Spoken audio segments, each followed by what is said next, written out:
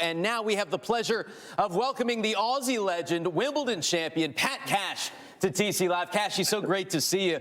What is it like in Melbourne? You are there at the site of the tournament, from quarantining, which you had to do, to practice, to actually seeing fans in the stands again. Yeah, look, it's been pretty unsettling, I think, for most players and coaches. Certainly the quarantine was extremely difficult for some of them, the players that got on the COVID planes, as we call them. There was 3 out of the 11 that were under the hard lockdown. We were, I'm coaching Jiang Wang, who's the China #1 player, and we were lucky enough not to get locked down, but we're a team of 3, so myself and her could go out for 5 hours a day, which meant 2 hours of tennis practice. And the physio couldn't. She was locked in the room, literally locked in the room for 14 days, as if she was a hard lockdown.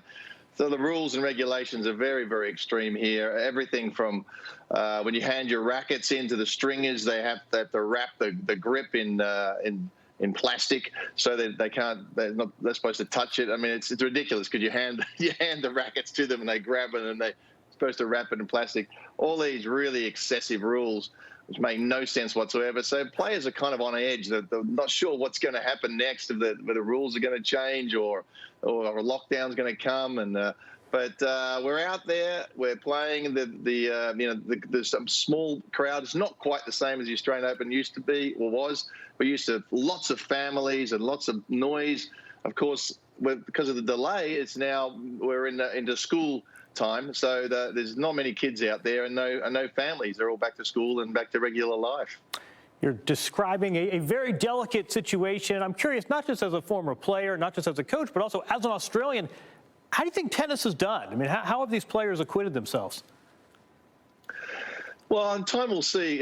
Time will tell. But I think it's fair to say that nobody has had a perfect preparation, other than the Aussies, I suppose, who have been down here. So, a player like Ash Barty, who's now got a tournament under her belt. They've been here for months and acclimatised and have as much practice as they wanted to have.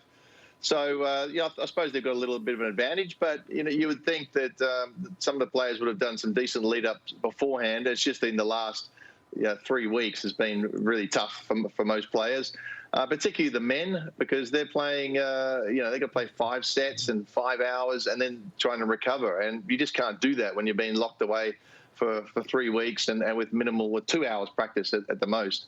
And it's not ideal for the women either, but it is what it is, and we're very happy to be out there playing tournaments. There's loads of tournaments going on, even during the second week of the Aussie Open. There's a couple of tournaments going on for the players who have lost, and so it's nice to see the crowds. It's nice to be out there playing. It's just been a phenomenal effort to get for the tournament to pull this out. I mean, it's just amazing, considering how restrictive the government have been. You mentioned Ash Barty, obviously the top seed on the women's side, Pat. And when you think about Australians, it's been more than 40 years since they've been able to win a title in their home slam. You got to the finals a couple of times. Who do you think has the best chance, and what is that pressure on an Australian playing at the Australian Open? Well, anywhere you play at home, you want to do your best. And, I did pretty well here. I got to a couple of finals, lost in 2 close 5 sets. But some of the players, certainly Samantha Stosur, Pat Rafter, never really got to perform their best. But I think Ash has got a really good chance this year. But it's just a very hard to know with the women. As we know, the women's tour it's been anybody could sort of pull out a win if they get on a bit of a roll.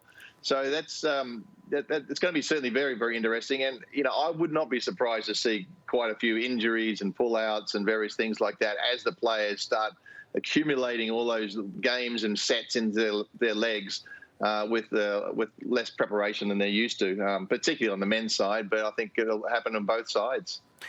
What do you think, though, about what Steve was asking you about Aussies? Yesterday we had the Tampa Bay Buccaneers. They win the Super Bowl. It's the first time a home team has won. It's not quite the same situation in tennis, but it's been more than 40 years. What is going on with Australian players playing in the Australian Open? What do you think has been the holdback there?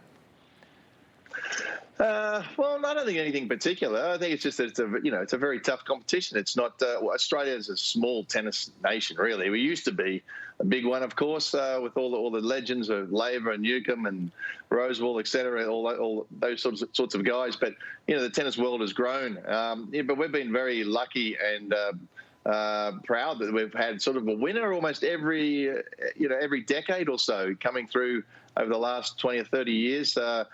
And myself, and then Rafter and Philippoussis and Stosur and Hewitt, of course, and now Ash Barty. So we've had regular champions, but we're a very, very small tennis nation.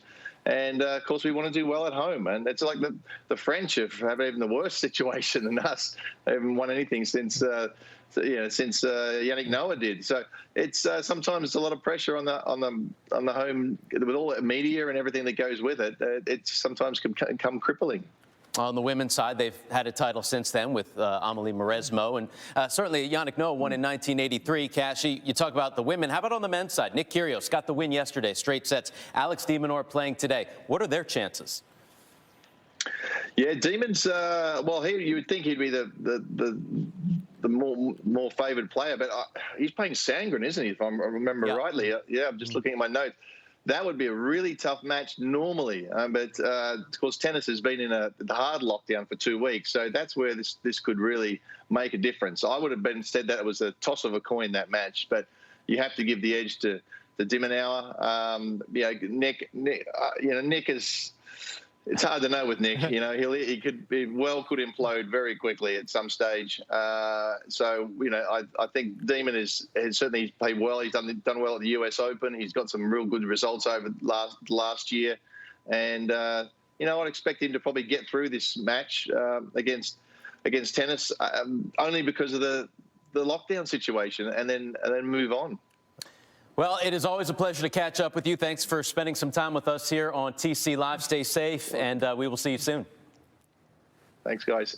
All right, Aussie legend Pat Cash joining us here on Tennis Channel Live. And when we come back, Sophia Kenin playing at the top of the hour, looking to defend her Australian Open title. John Wertheim going unstrung on the top-ranked American.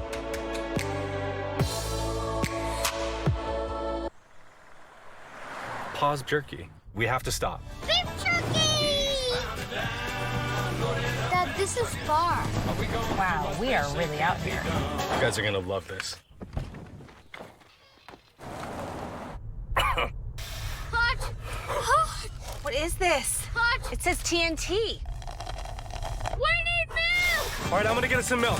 Take a family off-road trip in the new Santa Fe with H-Track all-wheel drive.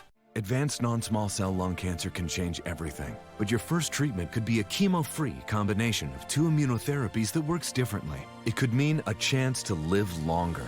Opdivo plus Yervoy is for adults newly diagnosed with non-small cell lung cancer that is spread and that tests positive for PD-L1 and does not have an abnormal EGFR or ALK gene.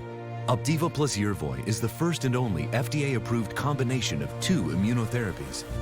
Opdivo plus Yervoy equals a chance for more starry nights, more sparkly days, more big notes, more small treasures, more family dinners, more private desserts.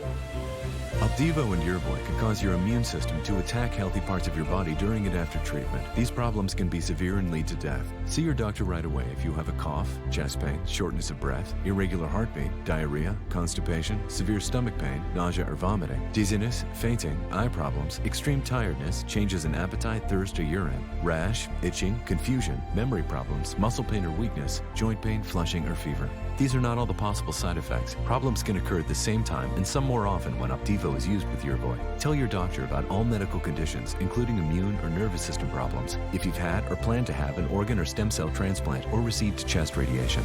Here's to a chance for more horizons, a chance to live longer. Ask your doctor about chemo-free Opdivo plus Yervoy. Thank you to all involved in our clinical trials. Back on Tennis Channel Live, Rafa Nadal didn't play last week in the ATP Cup because of a bad back, but he is ready to go. Third on Rod Laver Arena today, taking on Laszlo Djere.